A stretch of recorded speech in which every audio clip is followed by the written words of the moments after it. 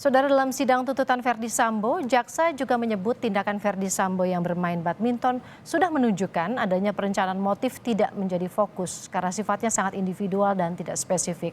Jaksa juga menyebut ada sejumlah luka tembak yang dialami oleh Yosua. Ahli mengatakan dalam hukum pidana perlu dipahami mengenai perbuatan yang mencocoki rumusan delik. Tidak hanya itu saja, melainkan juga maksud dari rumusan delik dengan harus mensyaratkan ada perbuatan yang dapat dipidana. Pasal 340 KUH pidana sebagai standar deliknya adalah merampas nyawa. Kemudian ada unsur dualistis dalam hukum pidana yang membedakannya dengan pasal 338 KUH pidana. Keduanya sama-sama merampas nyawa orang lain. Pembunuhan dalam 338 KUH pidana dengan 340 KUH pidana harus dilihat unsur subjektif hukum pidana. Kesalahan harus dimaknai sebagai deskriptif, normatif. Dalam praktek pengadilan digunakan akan gampang menilai kesalahan yang dimaknai sebagai willen dan witten yang melekat pada actus reusnya. Secara deskriptif normatif terpenuhi dalam rumusan delik, sengaja dan perencanaan adalah pemberatan dalam pembunuhan biasa.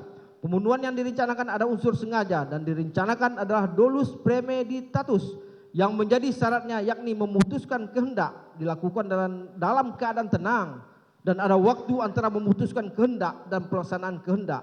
Sikap batin dan pelaksanaan tidak ada interval waktu.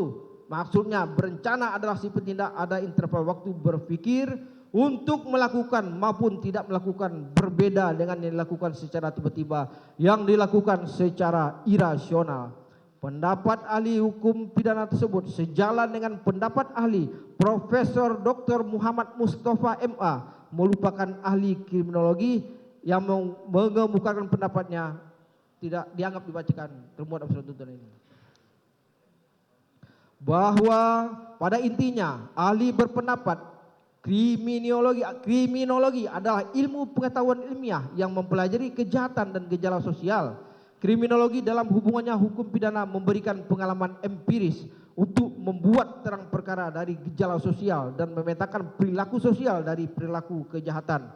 Peristiwa pembunuhan ada dua teori besar. Pertama, pembunuhan tidak direncanakan, dan kedua dengan perencanaan.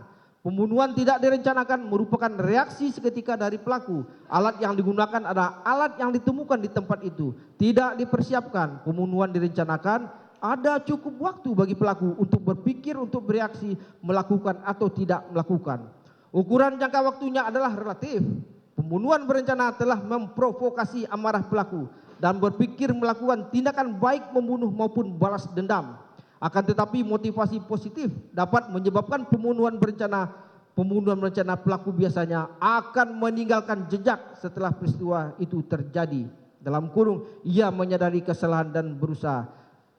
Tindakan terdakwa Verdi Sambo yang masih sempat akan bermain badminton sudah menunjukkan adanya perencanaan. Motif tidak menjadi fokus karena sifatnya sangat individual dan tidak spesifik. Pembunuhan situasional atau menghilangkan jejak, namun bisa juga tindakan tersebut merupakan perencanaan. Bahwa pendapat ahli tersebut bersesuaian dengan keadaan jenazah korban Nofriansah Yosua Huta Barat sebagaimana dikemukakan oleh Dr. Farah Primadani Kauro SP FM, ahli forensik dan mediko legal di instansi kedokteran forensik Rumah Sakit Bayangkara tingkat 1 R. Said Sukanto yang telah melakukan pemeriksaan jenazah yang keterangannya dianggap dibacakan.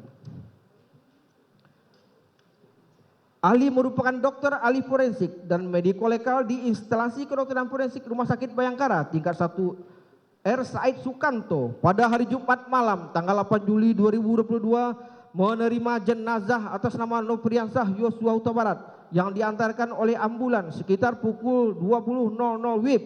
Kemudian melakukan pemeriksaan dalam dan pemeriksaan luar dengan menemukan 7 buah luka tembak masuk dan 6 buah luka tembak keluar pada jenazah, yakni 7 luka tembak masuk yang terdapat di 1. Di bagian kepala bagian belakang sisi belakang. 2. Di bagian kelopak bawah mata kanan bagian luar. 3. Di bagian bibir bagian bawah sisi kiri.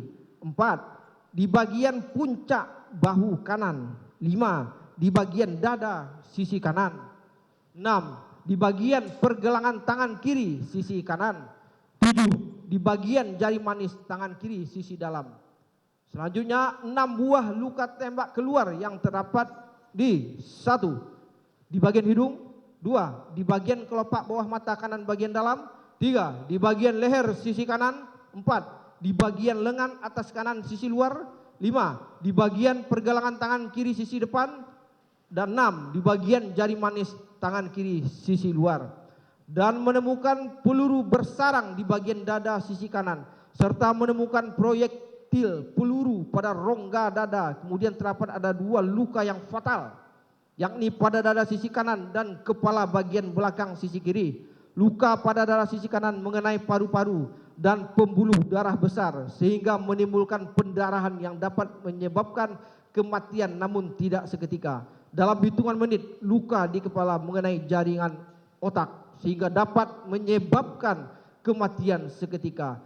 Hasil pemeriksaan dituangkan dalam surat visum et reputum nomor R/32/SK.H/7 Romawi/2022 IKF tertanggal 14 Juli 2022.